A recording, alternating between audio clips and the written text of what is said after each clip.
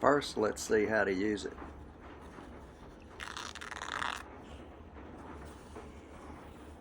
You could hear the raindrops on the roof.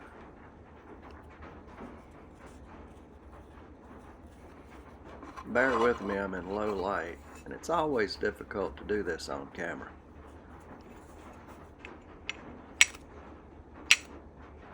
I love igniting char cloth.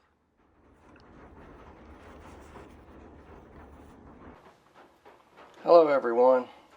It's a rainy day in Louisiana today, and I wanted to make a video, and it's impossible to do it outside, so I decided I would do this inside. I'm going to show you how to make char cloth from start to finish. In my short videos, I like to get up close and show things up close, so I'm going to do that today in this video.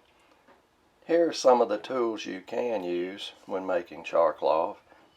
I prefer a pair of scissors. These are EMT scissors.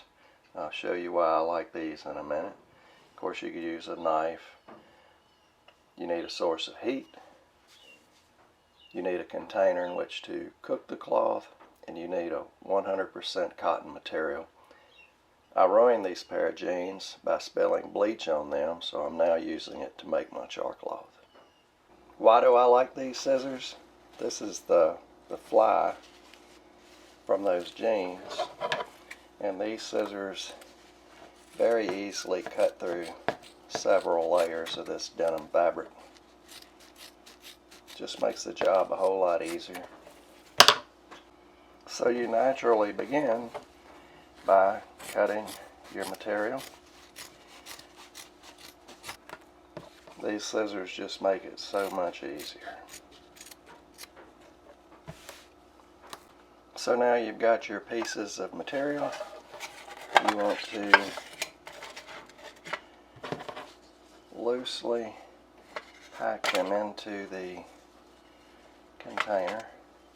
These cut pieces don't have the ragged edges that you see in a lot of char cloth. It doesn't really matter because typically you tear the cloth before you put it on the stone. You end up with quite a bit of these frizzies that easily catch sparks.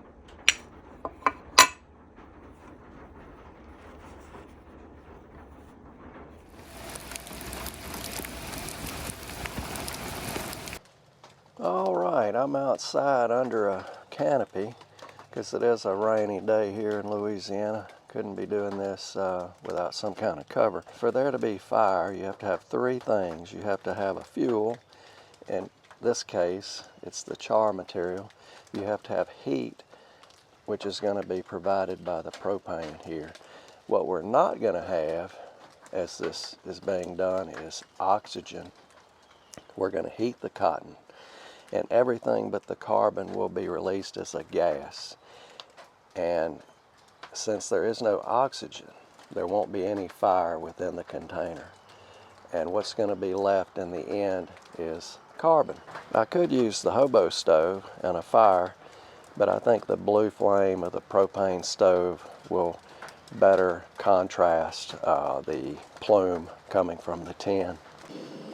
Okay, we got the camp stove going, and we'll place the tin on top. First thing you're going to see probably coming from the top of the can is steam.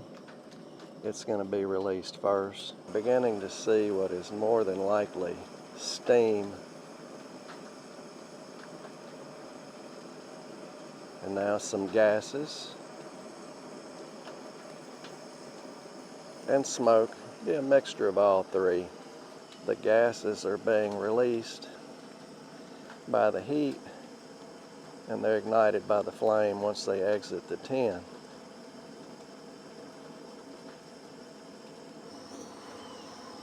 Here we are at almost 10 minutes. Still have gases burning off. I switched to this container purposefully due to the hole. If I had used the Altoids tin, you wouldn't have seen the plume. Coming up on 15 minutes, gases are still being produced. It's been 20 minutes. We still have some smoke coming from the hole. I'm gonna reposition the tin.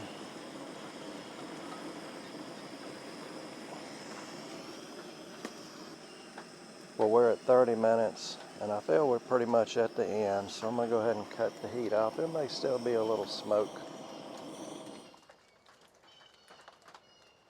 And now we're just gonna have to allow it to cool.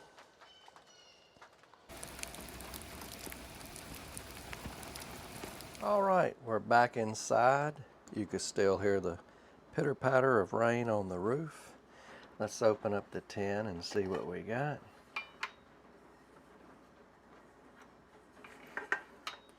All right. As usual, the pieces closest to the fire, always a little bit brittle, although these aren't that brittle. But as you go in further, you get some really nice, supple char cloth. What you want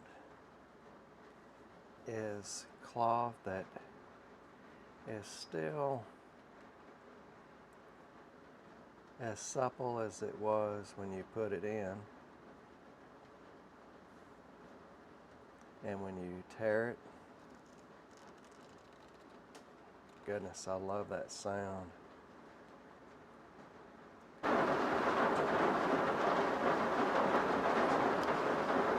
Let's give it a try.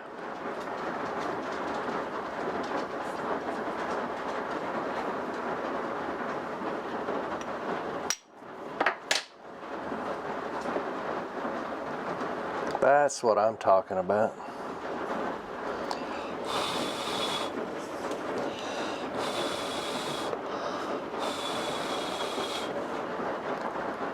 Let's go back outside and give it a try.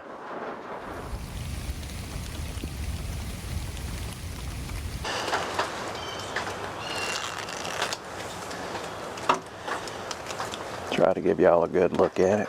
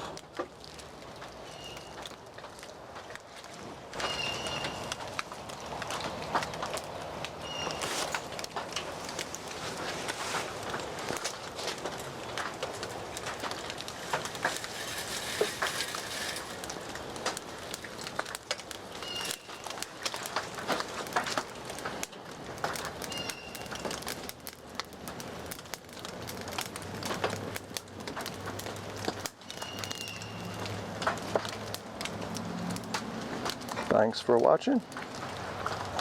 Talk to you later.